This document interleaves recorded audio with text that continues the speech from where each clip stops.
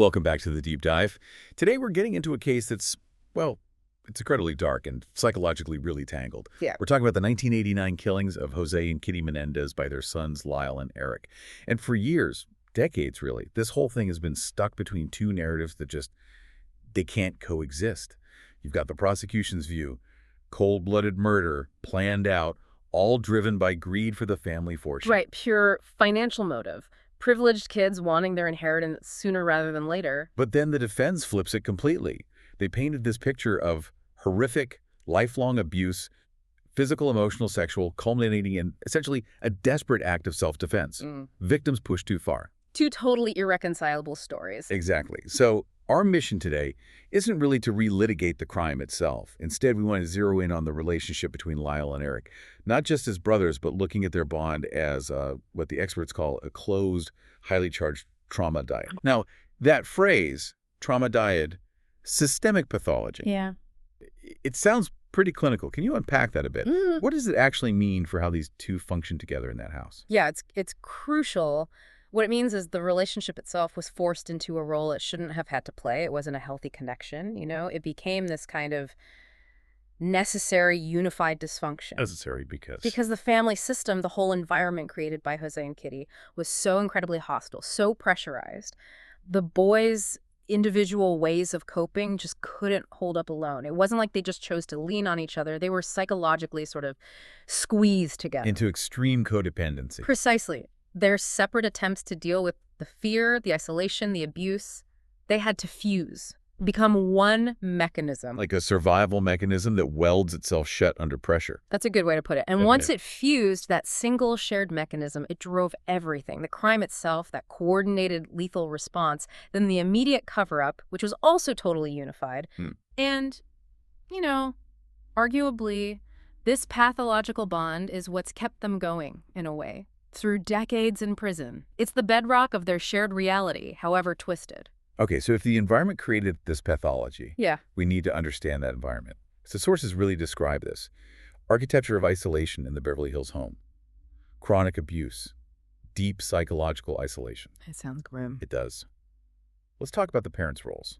Jose, the father, this successful media executive.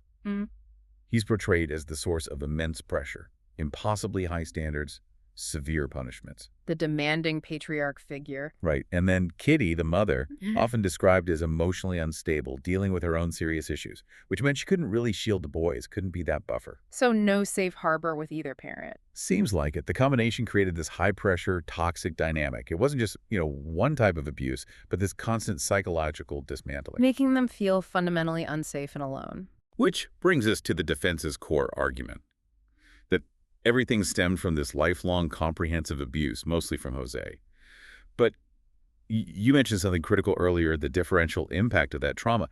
They didn't experience it the same way. No, not at all. And this difference is key to understanding how their bond, their dyad, actually functioned, how the roles got assigned, you could say. So this differential impact, it's the hinge, isn't it? It shifts them from just sharing trauma to having this dominant dependent structure. What were the key differences in their abuse timelines?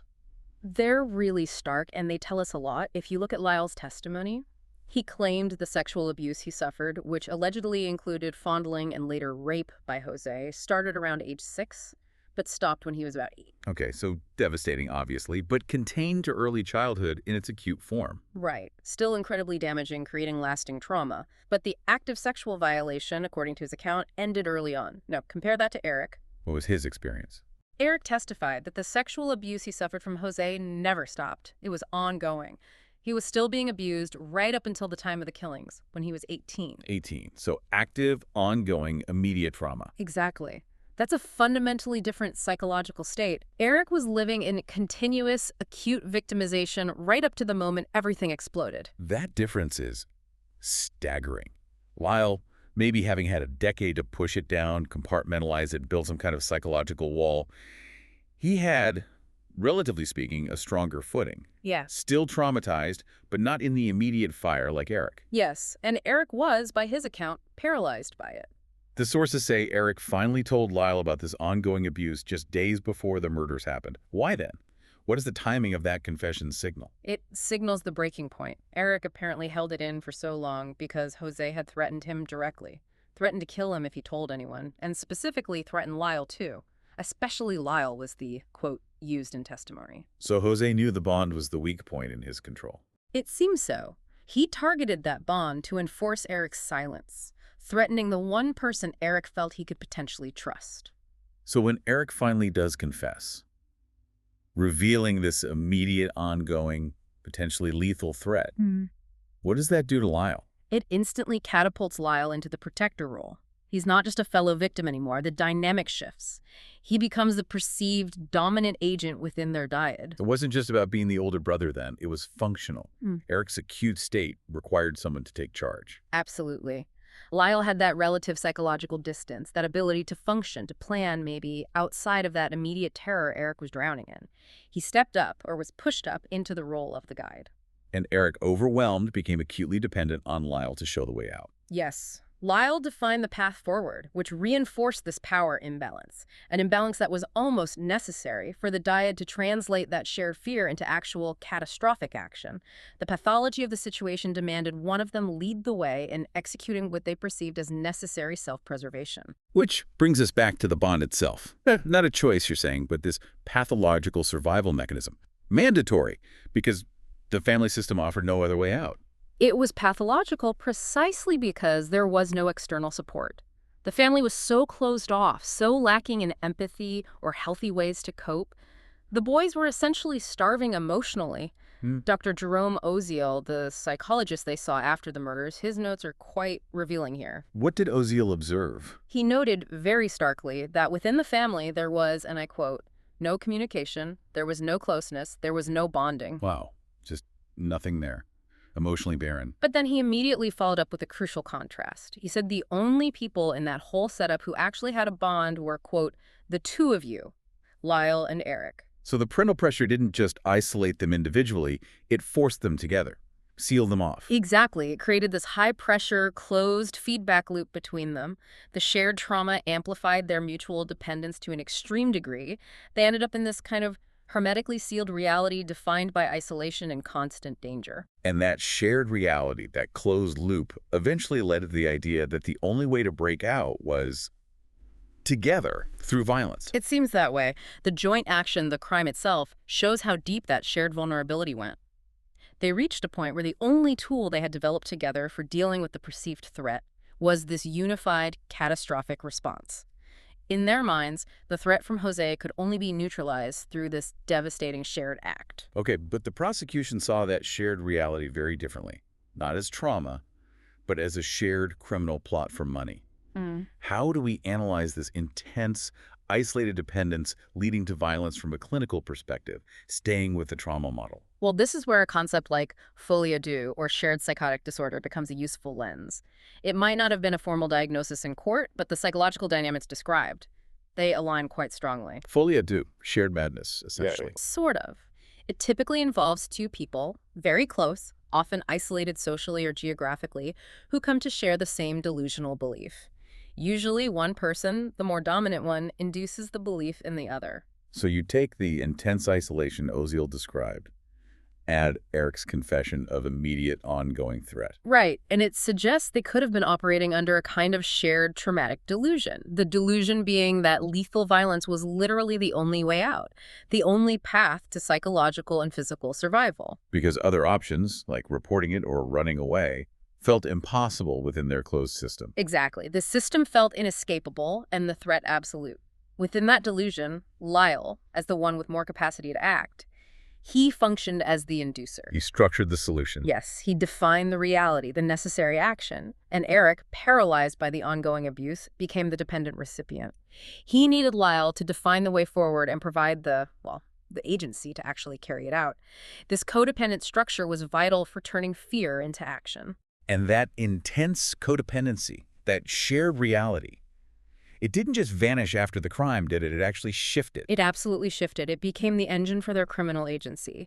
The relationship itself was now the command center for the cover-up. Lyle was consistently seen as the one in charge, orchestrating things immediately after the murder. Yes, and the sources suggest Lyle knew Erik was leaning on him heavily. Erik himself apparently said Lyle was the one who sort of guided my life. He had his plan, and that without Lyle, he just felt lost. That's incredibly telling about the dynamic. It is, and there's this perverse implication. The act of killing their parents actually gave them a shared sense of control, of agency, that they'd never had under Jose's thumb. Control through destruction. In a way, yes. The murder created this power vacuum, and their pathological bond immediately filled it with coordinated, purposeful, albeit criminal activity.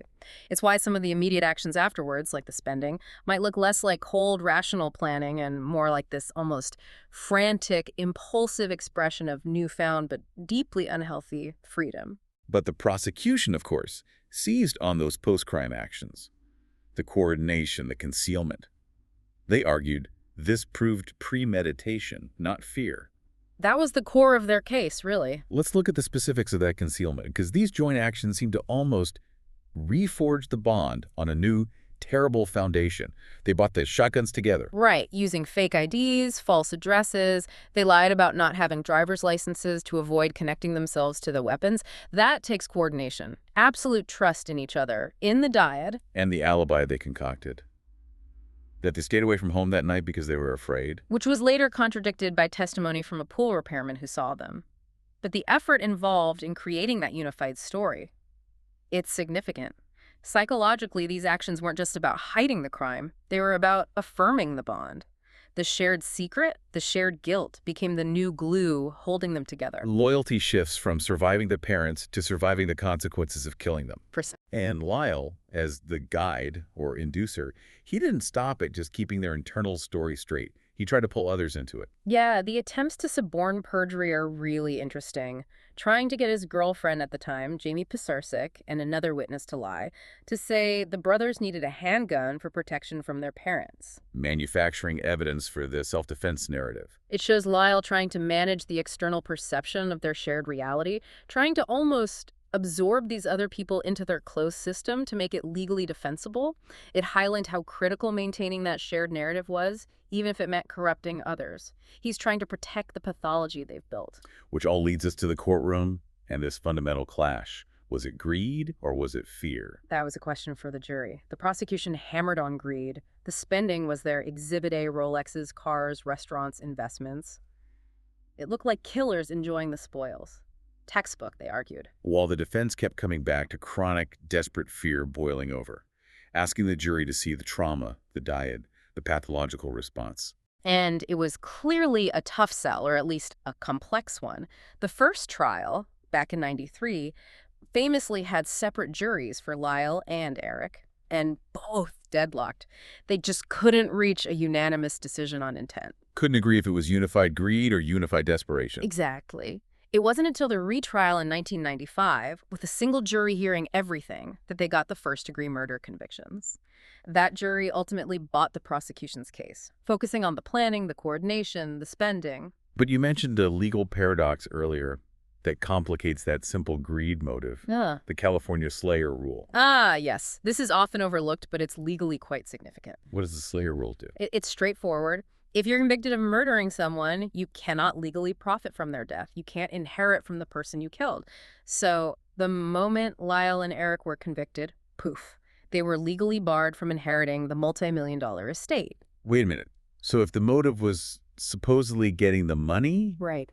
But the conviction resulting from the act instantly prevented them from getting the money. Then the legal outcome itself undermines the idea that rational financial gain was the sole or even primary driving force. The means, murder, legally destroyed the supposed end inheritance. Which suggests the underlying engine had to be something more powerful, more irrational, like desperation, fear, the need to escape the system, whatever the financial cost. That's a very strong inference, I think. The spending spree still happened, showing that desire for wealth and control was definitely there, maybe as an impulsive expression of freedom. Consumption is agency, like you said. Exactly.